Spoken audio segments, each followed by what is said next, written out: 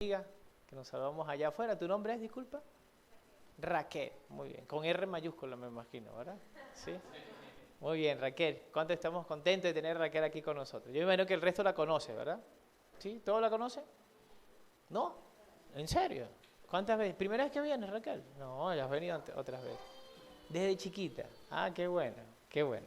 Bueno, entonces, bien, ahora de grande también estás aquí con nosotros y esperamos de verdad que podamos poder conversar y bueno, por supuesto, tener en cuenta que lo que venimos a hacer aquí es aprender un poquito más de Dios.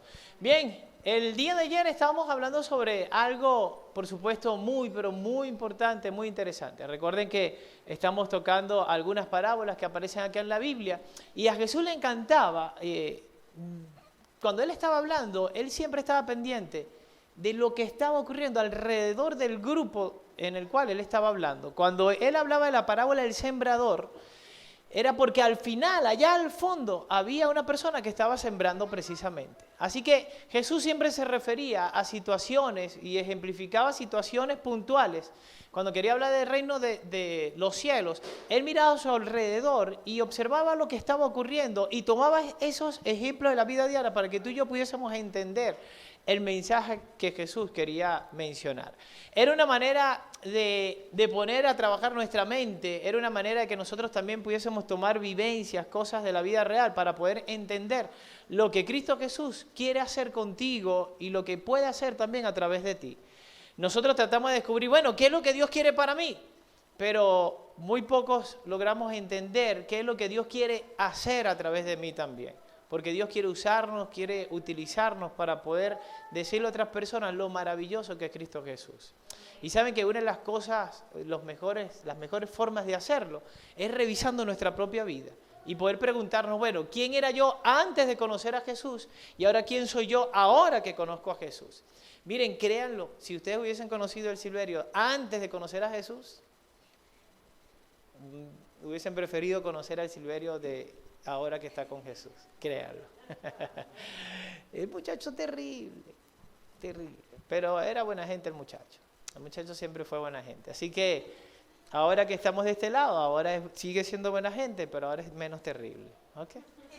Así que es bueno que hagamos este ejercicio y nosotros podamos revisar quién éramos nosotros antes que Cristo Jesús nos encontrara y tocara nuestro corazón. Y quiero que sepas que indistintamente que seas o no adventista del séptimo día, o seas o no miembro de una iglesia, igualmente el Señor Jesús siempre ha pensado en ti e igualmente tienes que hacer este ejercicio. ¿Quién eres tú? ¿Quién eres ahora y quién eras antes? Cuando ya tengas muchas canas vas a hacer este ejercicio quieras o no quieras. Y cuando estés sentado en tu mecedora vas a querer mirar hacia atrás y vas a ver aquellas cosas que hiciste y como siempre lo digo, va a llegar un momento en que vas a llorar y te vas a lamentar, no por las cosas que hiciste, sino por las cosas que dejaste de hacer. Por eso es que las oportunidades hay que tomarlas de una vez. Por eso es que cuando Cristo Jesús llama, hay que abrirle la puerta de una vez. Porque quizás más adelante puede que sea un poquito tarde. Y cuando la puerta se cierra, hermanos. Así que bueno, pero le damos gracias a Dios que aún hay tiempo de aceptar al Señor Jesús, de cambiar, de enderezar nuestra vida y de poder decir, bueno, yo antes era esta persona, pero ahora soy una persona diferente porque Cristo Jesús ha tocado mi corazón. Bien, te voy a invitar a que puedas abrir el libro de Lucas, el doctor Lucas. Lucas, una persona que escribió acerca de Jesús, al igual que Mateo, al igual que Marco, al igual que Juan, pero bajo una óptica y una perspectiva diferente. ¿Y por qué diferente? Lucas se enmarca más sobre los milagros de Jesús por esa tendencia, por ese ser médico, se interesaba más por aquellas cosas sobrenaturales de Jesús. Sin embargo, Lucas registra en el capítulo 15, se registra un conjunto de parábolas y cosas que dijo Jesús que son importantes. Ya hablamos de una que era la oveja perdida, ¿sí? Lucas capítulo 15, y comienza hablando sobre una oveja perdida. Cuando tú lees todo el capítulo, te das cuenta que habla sobre cosas que se pierden, pero también que se vuelven a encontrar. Porque la oveja se perdió, pero fue encontrada, ¿sí? Habla sobre el hijo pródigo que se fue, se perdió, pero también fue encontrado. Disculpen. Pero hay algo interesante cuando comparamos estas tres parábolas que aparecen en Lucas 15, y es que habla de una oveja perdida, habla de una moneda perdida y habla de un hijo que está perdido. Los tres están perdidos. El hijo pródigo, la parábola del hijo pródigo, el hijo decidió perderse, ¿sí o no?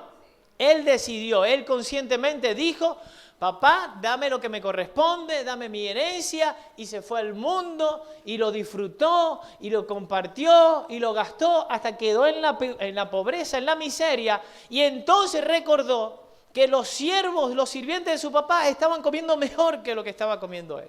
Así que él mismo decidió regresar, ¿sí? El padre lo estaba esperando, el padre lo estaba buscando. No, el papá no lo estaba buscando, el papá lo estaba esperando y él decidió regresar. Ahora, en la oveja perdida, ella no decidió perderse. Ella sin querer se perdió. Ella no tomó la decisión. Estaba junto al redil, vio quizás una mariposita que estaba volando por allí y se fue detrás de la mariposita, se fue pastando por aquí, mordió una hierbita por allá y ya cuando se dio cuenta, no vio nada. Se había perdido. Ella no decidió perderse, sino que simplemente caminando se perdió. Ahora, ¿había alguien que la estaba buscando? Aquí sí había alguien que la estaba buscando. Y el pastor dejó las 99 por buscar a su sola ovejita. Y cuando la ovejita lo vio, ¿qué dijo? Ve, otra vez. Contenta, feliz. ¿Sí? Porque el pastor, había alguien que la estaba buscando y ella estaba esperando ser encontrada. Pero llegamos a esta tercera parábola y es la parábola de la moneda perdida. Los voy a invitar a que leamos el versículo 8. Versículo 8.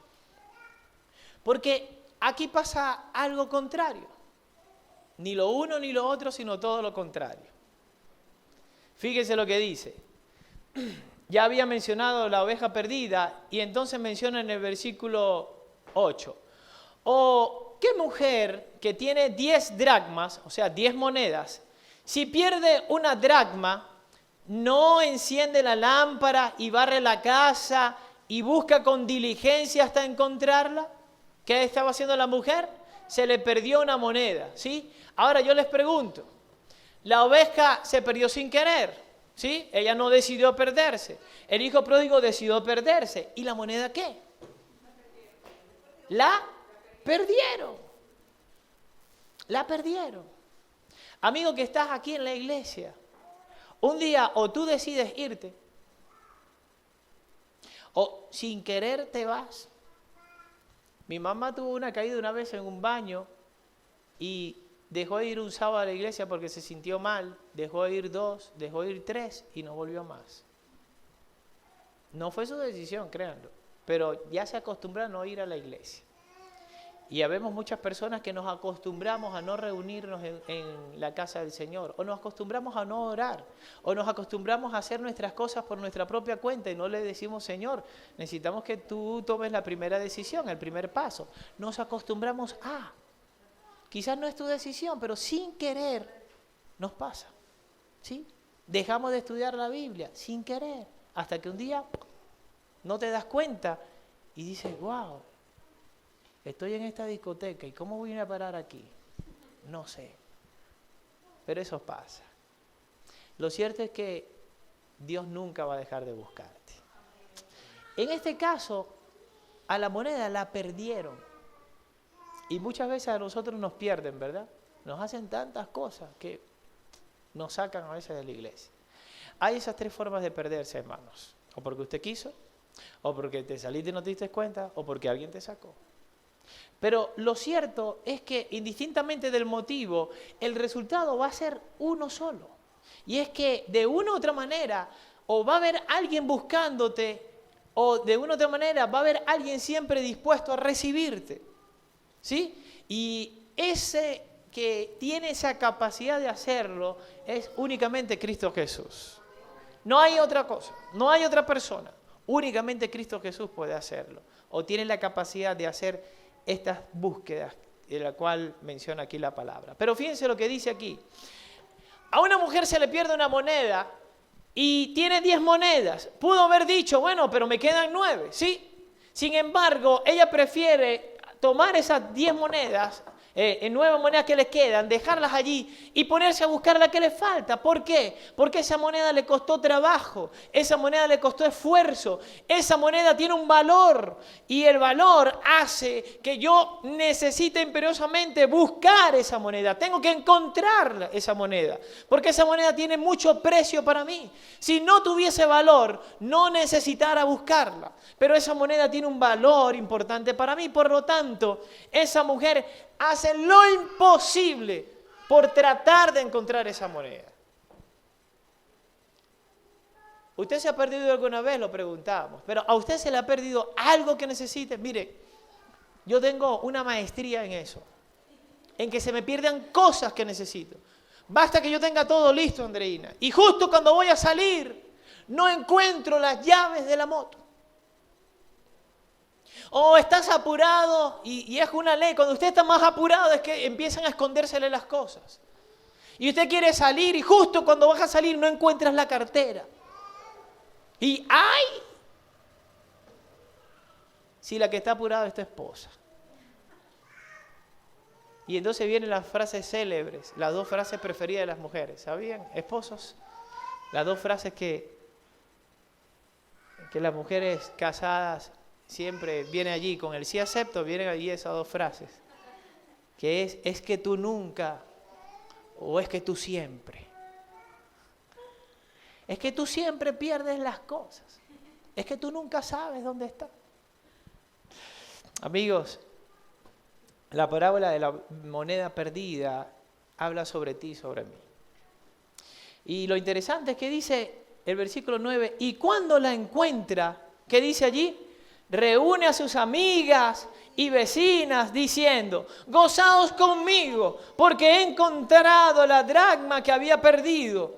Así os digo que hay gozo delante de los ángeles de Dios por un pecador que se arrepiente. Alabado sea el Señor. Qué bueno.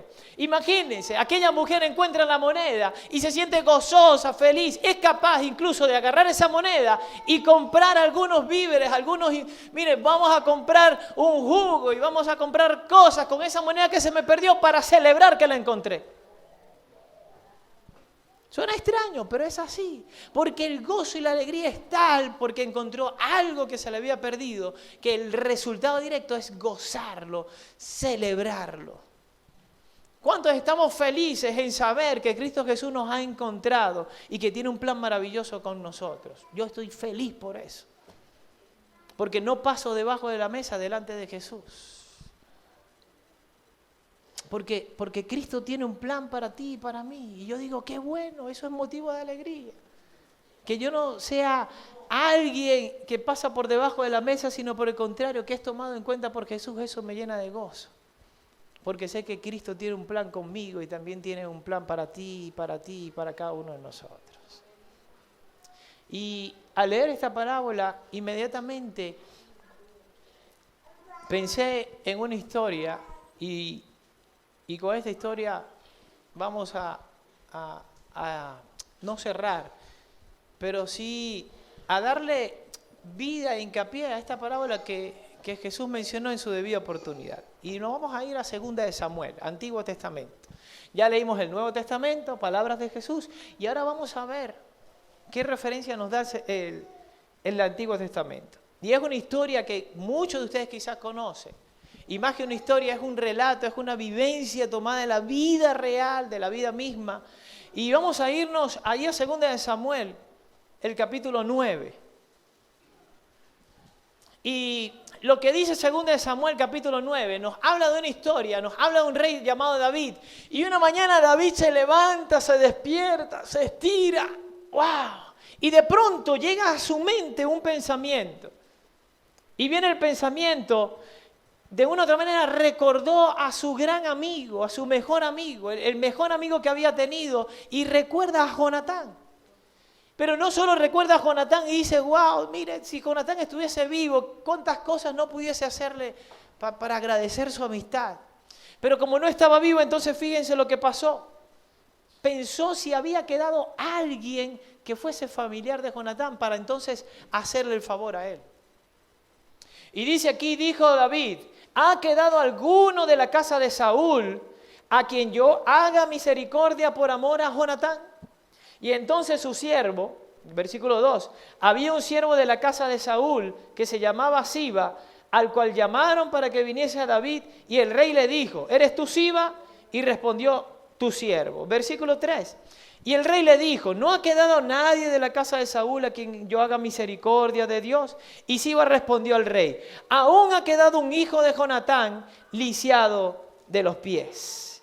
¿Y quién era este hombre? Este hombre se llamaba Mefiboset. Siba le estaba diciendo al rey, sí, mira, rey, hay un hijo de Jonatán, pero ese muchacho, mira, tiene esos pies, ese muchacho casi ni camina, es lisiado de los dos pies. Y cuando nosotros revisamos el capítulo 4 de 2 de Samuel, encontramos por qué ese muchacho era lisiado de los dos pies. Desde los 5 años Mefiboset no podía caminar bien, desde los 5 años. O sea, mientras los niños jugaban al aire, Mefiboset tenía que estar sentado viendo a los niños correr. Mientras los niños corrían y se montaban unos encima de otros, aquel jovencito, aquel muchacho de 5 años, de 6 años, de 7 años, su niñez, su infancia, la pasó mirando a los demás corriendo, brincando, mientras él estaba lisiado y no podía caminar. Así que la vida de Mefiboset fue una vida bien gris y muy triste. Fue una infancia de huidas, de corridas, de persecución. Y dice allí, Solo para referenciarlo, usted lo puede conseguir allí en el capítulo 4 de 2 de Samuel, que dice el versículo 4, y Jonatán, hijo de Saúl, tenía un hijo lisiado de los pies. Tenía 5 años de edad cuando llegó a Jezreel la noticia de la muerte de Saúl y de Jonatán, o sea, su papá. Y su nodriza le tomó y huyó, y mientras iba huyendo apresuradamente, se le cayó el niño y quedó cojo. Su nombre era Mefiboset. Así que esa fue la infancia de Mefiboset. Amigo, yo no sé qué infancia hayas tenido tú. Yo no sé bajo qué condiciones creciste. Yo no sé si tus padres te dieron lo mejor o no te dieron lo mejor. Pero aquí encontramos el relato de un muchacho, de un joven que ya a los 5 años tenía un impedimento físico y ese impedimento físico le amargó la vida. A los 5 años su abuelo y su papá habían sido asesinados. A los 5 años cayó y comenzó a vivir una vida diferente al resto de los demás niños. Pero fíjense lo que pasó. Un día un rey se levantó y comenzó a preguntar, ¿habrá alguien a quien yo pueda hacerle algo grande por amor a Dios y por amor a Jonatán? Y aquel siervo entonces recordó que había un muchacho.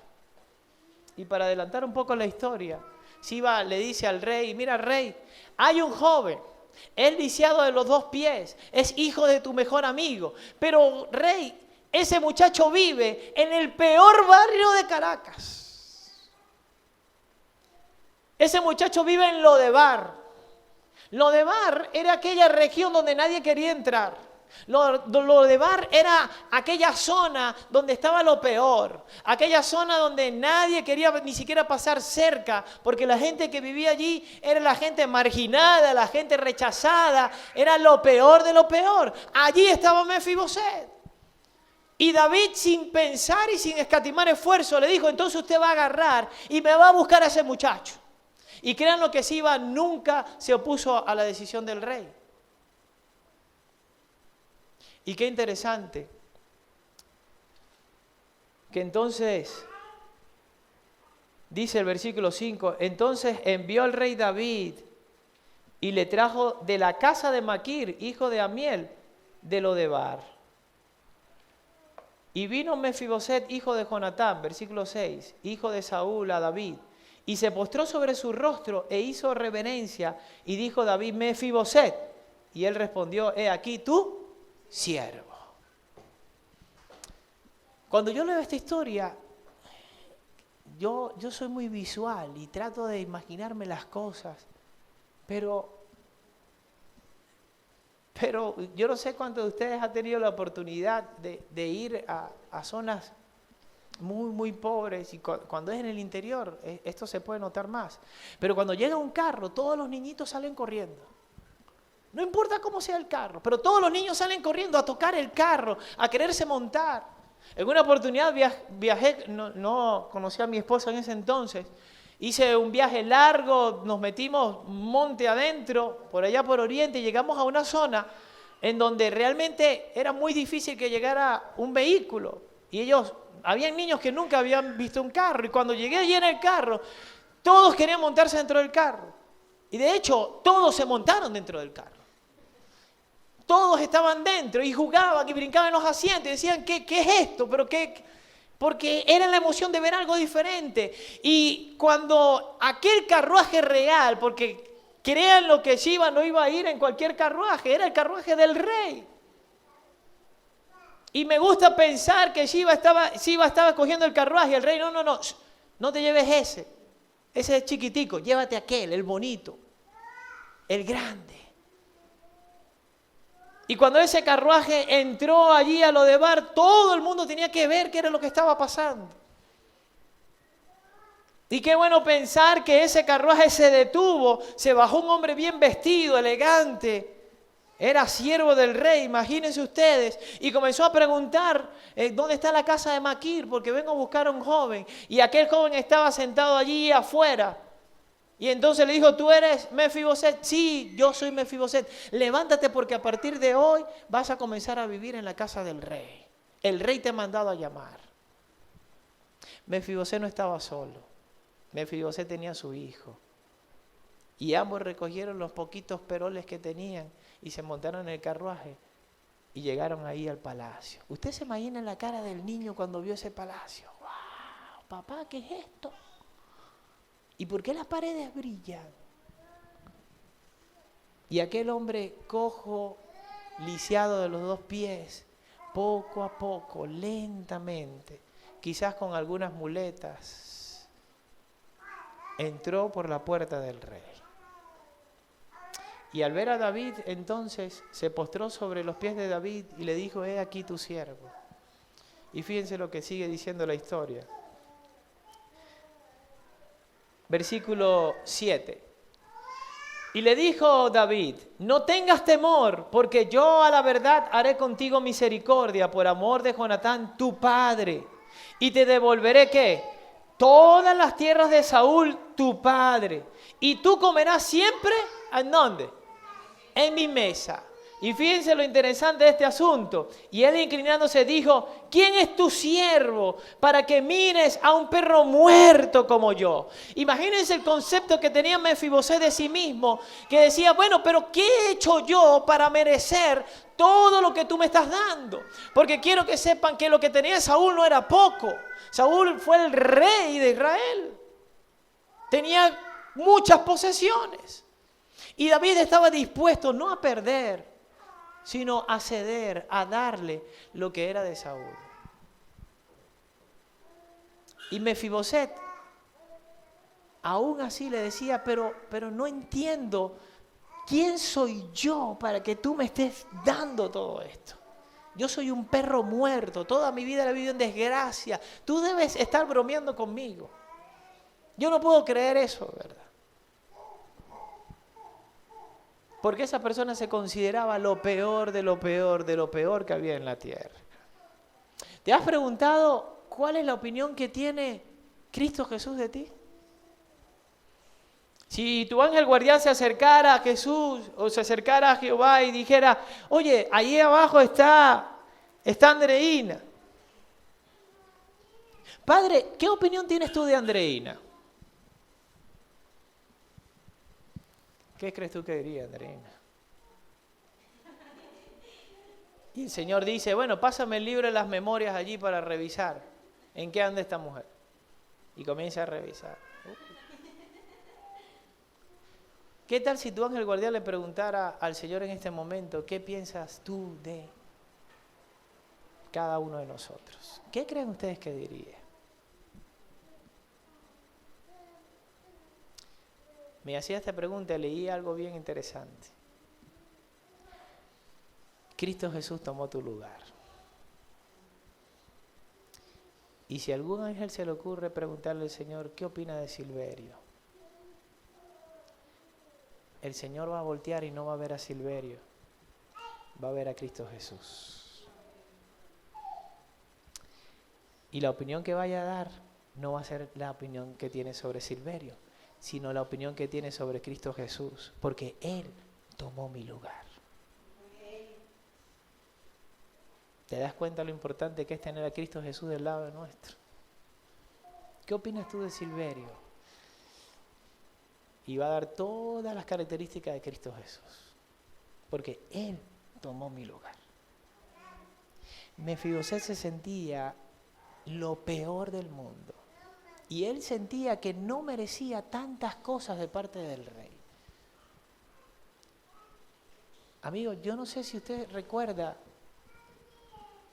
cuando usted tenía, y siempre hago esta pregunta, cuando usted tenía 2 días de nacido. ¿Usted se acuerda, amiga? Cuando tenía 2 días de nacido, ¿sí? ¿Quién se acuerda? ¿Usted se acuerda cuando estaba en el vientre de su madre? Créame, cuando yo estaba en la gestación, en el vientre de mi madre, tenía 1 mes nada más. Mire, mi mamá empezó a sentirse mal y le causé náuseas. Mi mamá le provoqué, usted no se imagina esos 3 meses, cuántas veces mi mamá vomitó por mi culpa. Sí, yo le causaba muchas náuseas. Yo estaba ahí, mamá, yo no tengo la culpa, pero no sabía hablar, no tenía voz, que no podía decirle. Así que fui creciendo en el vientre de mi mamá. ¡Wow! ¡Qué bueno! Era cobijarse con la placenta. Ahí recibía todo mi alimento. Mi mamá comía muy bien. Pero no me daba cuenta que fatigaba cada día más a mi mamá. No solo ahora vomitaba, sino que le hacía que se le hincharan los pies. No solo se le hinchaban los pies, sino que la barriga iba creciendo y se iba sintiendo más fatigada y cansada. Llegó el momento en que debía salir y a mi mamá la llevaron a la clínica que estaba en la esquina. El médico no había llegado y mi mamá quería que yo saliera rápido. Yo no sé si por la alegría de verme o si no para salir de ese sufrimiento. Pero lo cierto es que llegó el momento y mi mamá, 0 cesárea, había que parir al muchacho. Y ella pegaba gritos de dolor, se sofocaba. Y yo veía angustiado que ella estaba, sudando mucho y se veía que le dolía. Sin embargo, yo nací y a pesar de los vómitos, a pesar de las náuseas, a pesar que le pesaba en la barriga, a pesar que se le hinchaban los pies por mi culpa, a pesar que había tenido un profundo dolor, cuando yo nací, lo primero que hizo fue abrazarme y me regaló su amor. La pregunta es, ¿qué hice yo para merecer ese amor? ¿Qué hiciste tú para que tu mamá te quisiera así?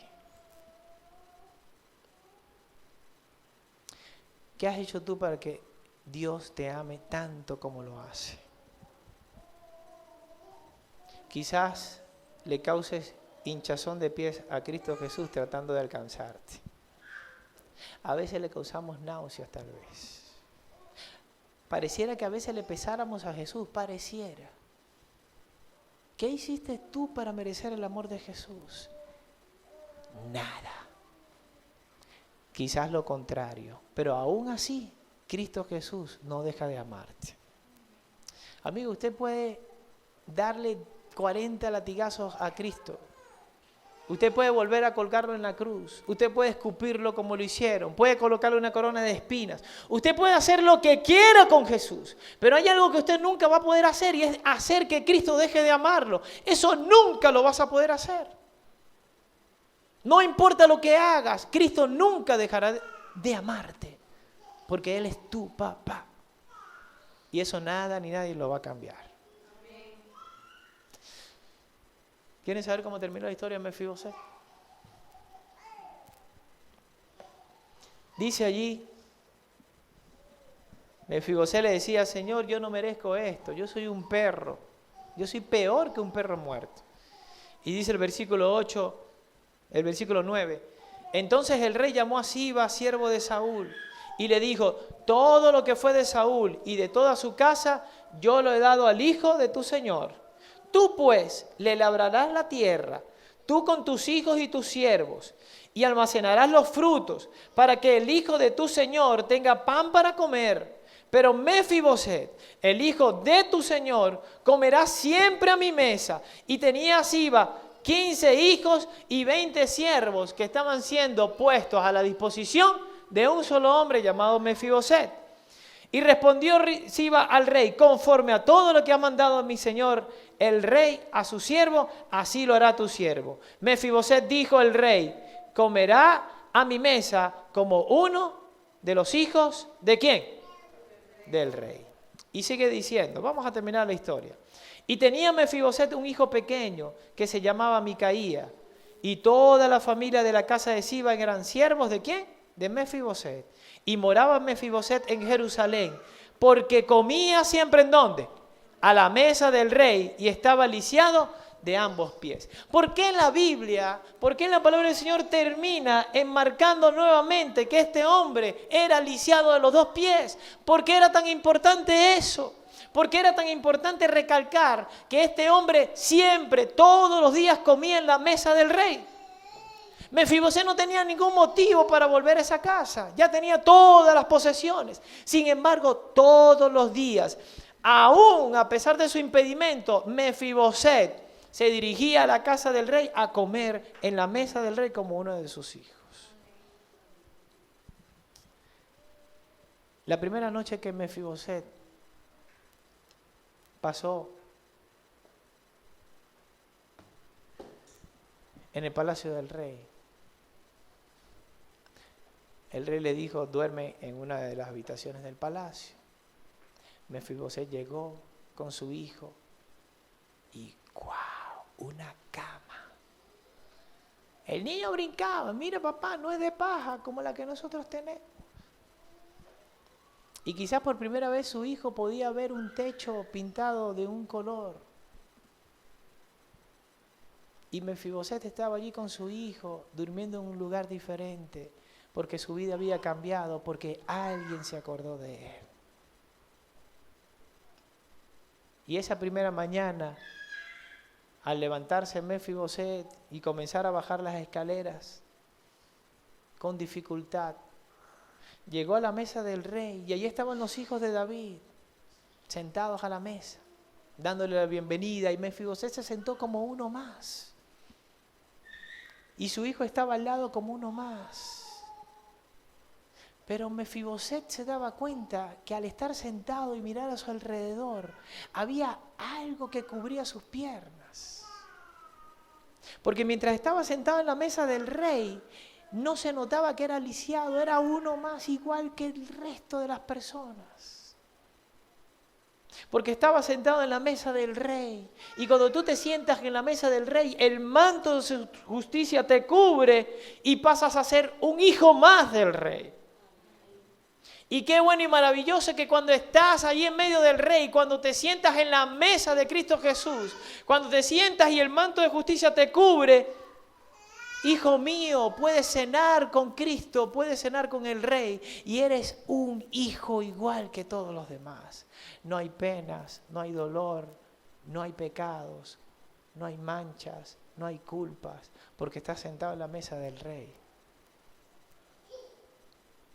Por eso la Biblia le da tanta importancia a dos cosas: a lo importante que era ir todos los días y sentarse en la mesa del rey a comer, y el hecho que a pesar de su impedimento nunca dejó de hacerlo. El Señor necesita que tú y yo seamos encontrados por Él.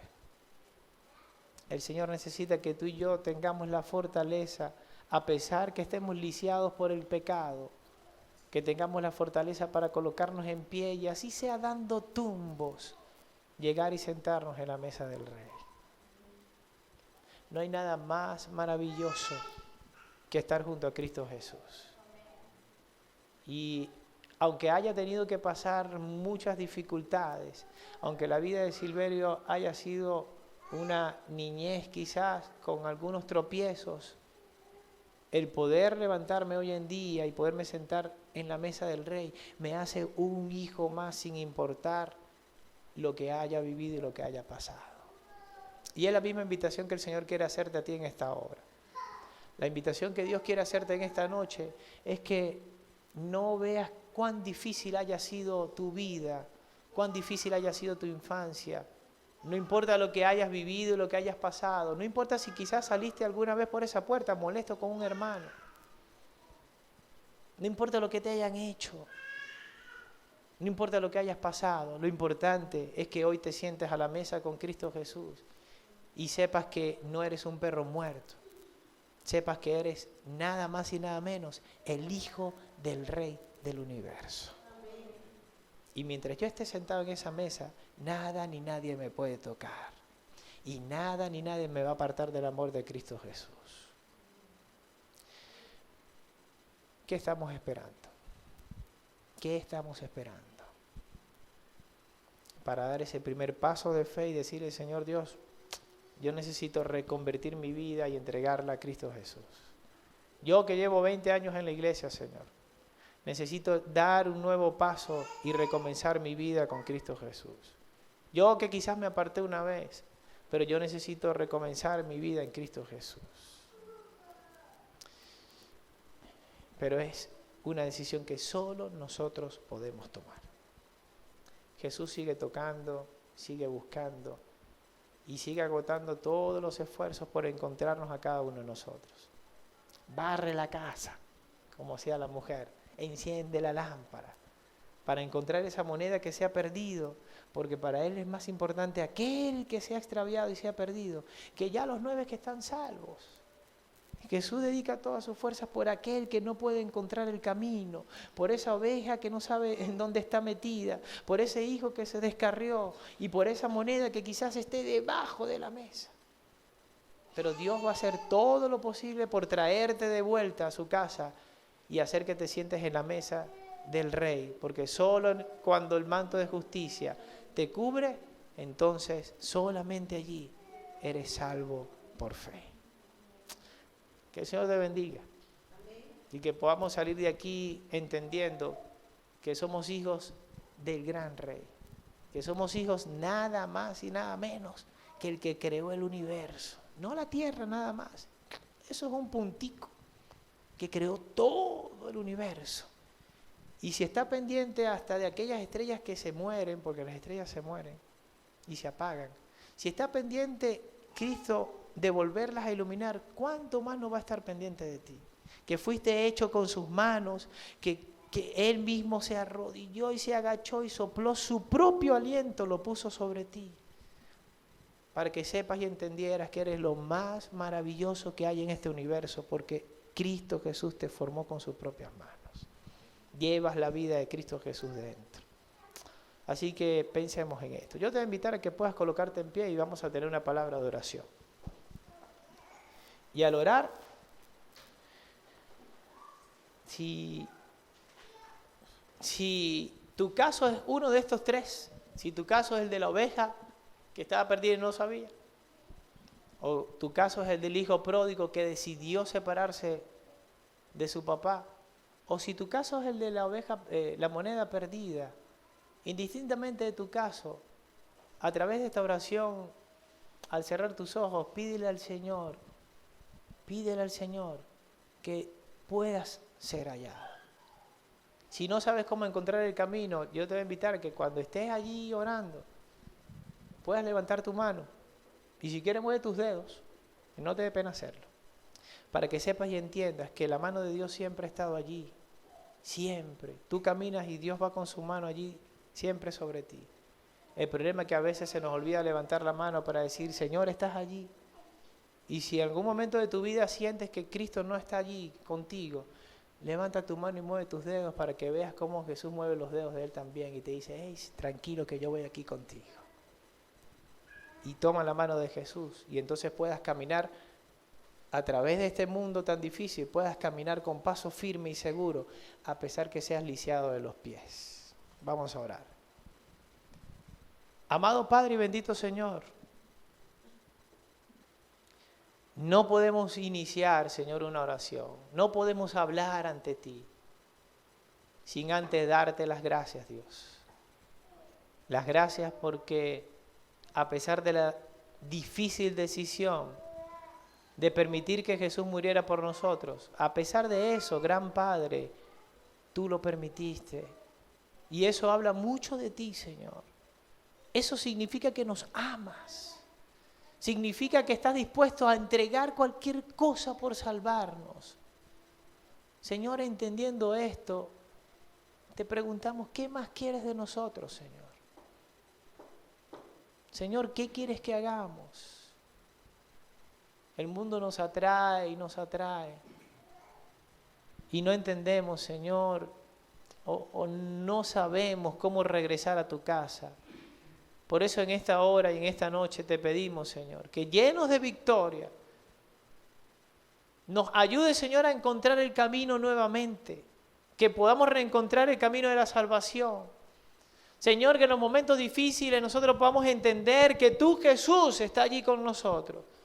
Padre, hasta el día cuando lleguemos allí al cielo, Señor, y cuando lleguemos a esa gran mesa, nuestro ángel guardián retire nuestra silla y nosotros podamos sentarnos allí y Él la arrime nuevamente para acercarnos en la mesa y podamos voltear y ver a aquellas personas que también lucharon con nosotros para alcanzar la victoria y poder decir aleluya, gloria a Dios, porque estamos ante la presencia de nuestro Señor. Señor Dios, si vamos a gastar nuestras fuerzas en algo que no sea en una discoteca, Señor, si vamos a sudar, que no sea haciendo lo malo o bailando reggaetón.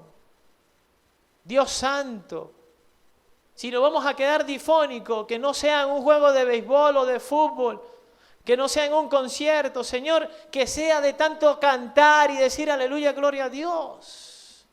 Si vamos a gastar nuestras fuerzas, que sean en cosas que valgan la pena. Y Cristo, quiero que sepas que tú vales la pena en mi vida. Cada uno de nosotros quiere decirte, Cristo, tú vales la pena, porque tú entregaste todo por mí, que no valía la pena. Y aún así, Señor, tú lo entregaste todo por nosotros. Así que ayúdanos, Dios. Es difícil, pero no imposible. Ayúdanos, Señor, a sentarnos nuevamente en la mesa que nos corresponde como hijos tuyos. Acompáñanos, Padre, en esta noche y danos un feliz descanso y una feliz noche, porque lo imploramos en el nombre de Cristo Jesús. Amén y amén. Amén. Bien, ¿qué les parece si estando allí de pie cantamos entonces el himno tema de esta semana?